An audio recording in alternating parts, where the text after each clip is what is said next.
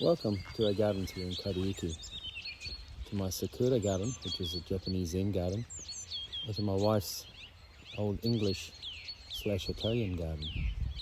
Come on in. Coming into the gardens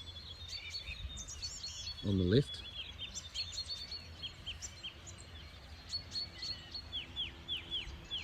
There's my wife's formal English garden, or the white garden as we call it. And here, just so much nature at the moment. Such a beautiful time of year.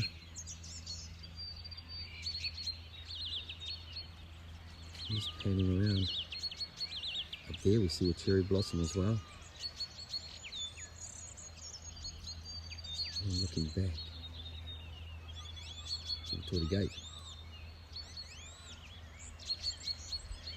I'm coming back over here. Making a spot here. Just to sit and enjoy nature. It's a beautiful day. So this is formal, as in a squarish garden. And we come over there. And some other little statues there as well. There we do. And then we come to Japanese Zen garden in spring. It's the most significant time, my favourite time of the year.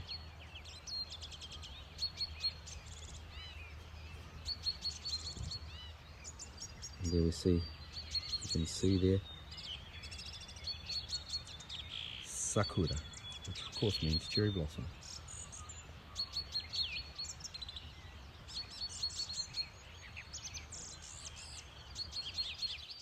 So when we pass under the Torii Gate, what we're actually doing, as it's said in Japanese, is to go from the real world to the surreal world, or the ethereal world.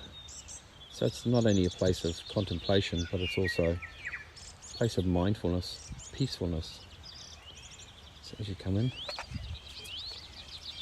and one of the principles of a Japanese garden is conceal and reveal. So we don't want to see everything when we first come into the garden, so there's a lot of screening up. And as you come through, I suppose the first thing that captures your eye is a little fountain water feature down in here, what we call a sukubai. And sukubai is a place where you cleanse yourself, you wash your hands before entering the garden. And on the sukubai is an inscription. That inscription says, basically, as long as I am learning, I am content. And to help us in our learning, we have the little L there. So after we've cleansed ourselves, we've got some decisions to make, which way we want to go first. Now in here is Ozijo-sama. Ozijo is a little good luck charm, the witches as well as we come into the garden. So if we come up here first, what we call the moon viewing platform. And up in here, one of the things, apart from my telescope, it's called a hanya. Hanya is like an angry woman, or an oni, which means demon in Japanese. The idea is that we have an oni here so that the oni actually scares off any other evil spirits, saying pretty much we've already got one. So from here, if we pan around, over here we've got a Buddha sitting in contemplation, and then from here we've got our main Sakura tree, and in the background a structure that we'll have a look at later on. So from here, this is also a yin-yang, an area of contemplation. So from here, again, we've got two options. From here we can go either this way or that way, so let's go this way. Now what's beautiful about this at the moment is all of these blossoms and all of the trees are starting to come out. So this is what we call a tui tree. And then we've got several maples here coming out in all their glory. Ginkgo's a little bit late, but that's all right. Things come in a sequence. So in here you've got more of these acacias. And over here we've got positions within the garden where you can sit and contemplate. So in this case here, what we're doing is sitting here, and again, getting a different view and perspective on the garden. So again, we get to see the beautiful sakura tree there, more of the maples, and then over here in the distance, we see the structure once again, and in front of it, a bridge. So this, as I said, is a Zen garden. It's not something that you just walk through, admire the plants and walk out. It's really about contemplation, about mindfulness, about taking time out to be with oneself. So let's carry on. So as we move through this way, again, we've got more pathways. We get closer to the structures. Now these are elementals, so the structures actually represent a certain elemental part of the garden. So up there we've got a viewing platform, and over here, if we come this way, across the bridge,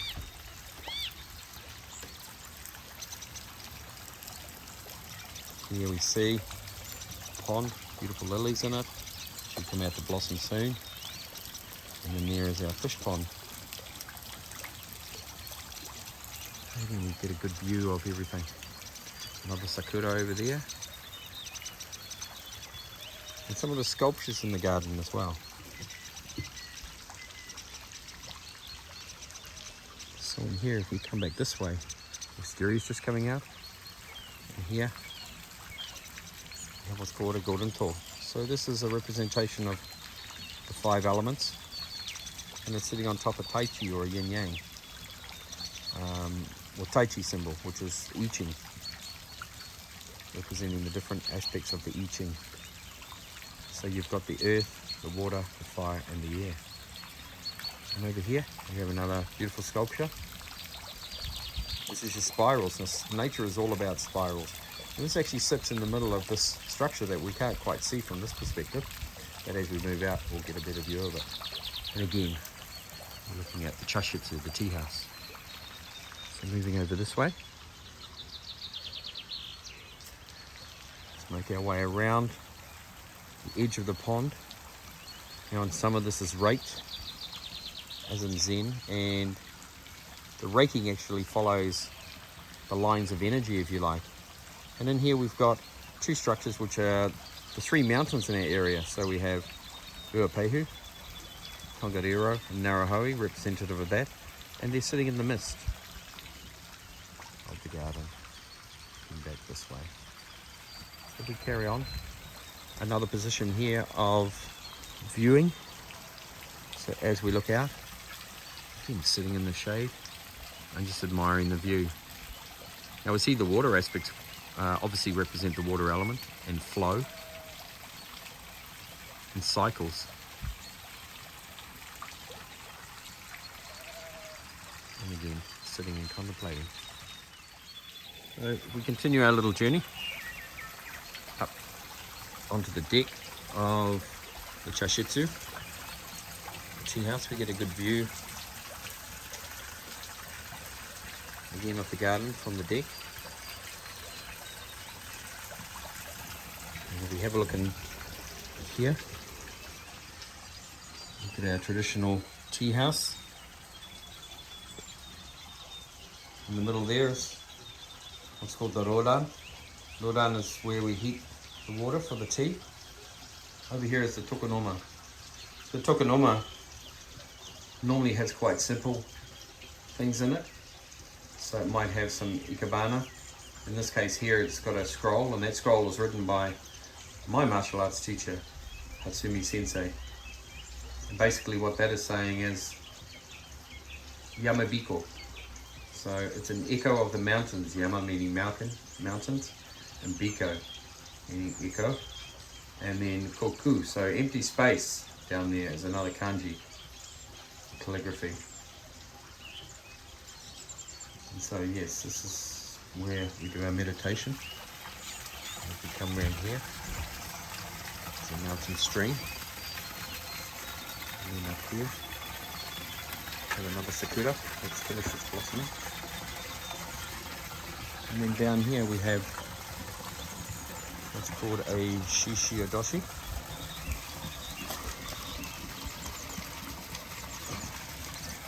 Shishiyodoshi is a deer scarer.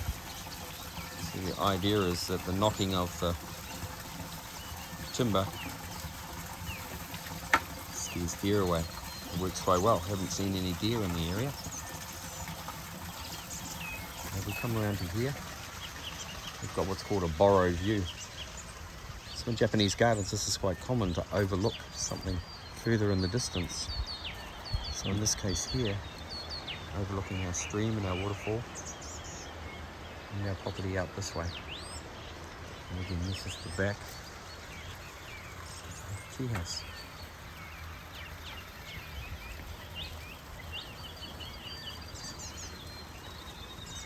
Some beautiful flowers there. Come up this way. Another view of Chashitsu.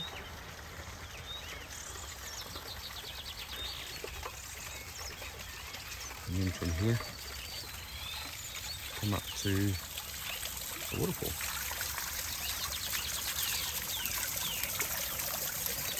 And I'll just turn that on for you.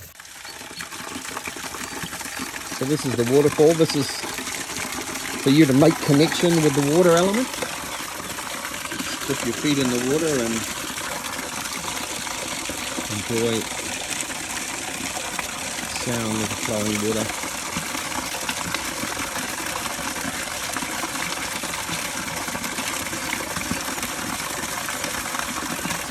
And of course, it's flowing from there back into the stream and then back into the pond.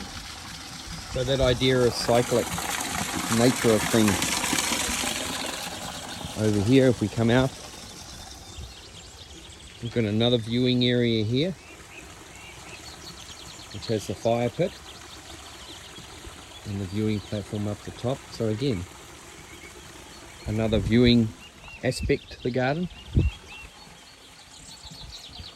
So here you note that you can't actually see the tea house at all. It's concealed by those large trees. So it focuses our attention on other areas, so we're not distracted.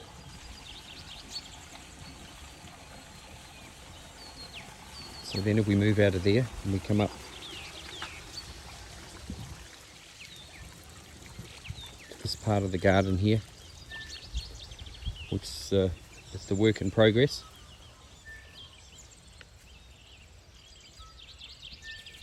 And there's a lovely view of the Sakura again. The ginkgos are just coming out, very full maples already. Eagle palm, new maple there. And so making our way up to the last part of the job to be done. Up to the viewing platform. This will be paved out. Of course, some weeding to do here. It's a work in progress. Gardening doesn't stop, especially when you're bringing in nature all the time. So up here we come to the top of the waterfall. Another bridge. And another seating area up there. And of course the water flowing down the waterfall and over towards the tea house. If we come back over onto the viewing platform, you get a bird's eye view of the entire garden. So looking down here, palms, conifers, of course the Chashitsu, the tea house. You can have a look there at the pond. And you'll notice that the pond is actually in the shape of half a yin-yang, the other half being the white, and that being the black or the water and the earth. And looking across, you see off into the distance and off into the other garden, my wife's formal garden. Wisterias coming out, birch of course. So if we come up here, Again, still a work in progress. From here, again, we're taking the borrowed view of the valleys and the hills and the mountains as we pan across. And sitting here, hearing the beautiful sound of the rushing water.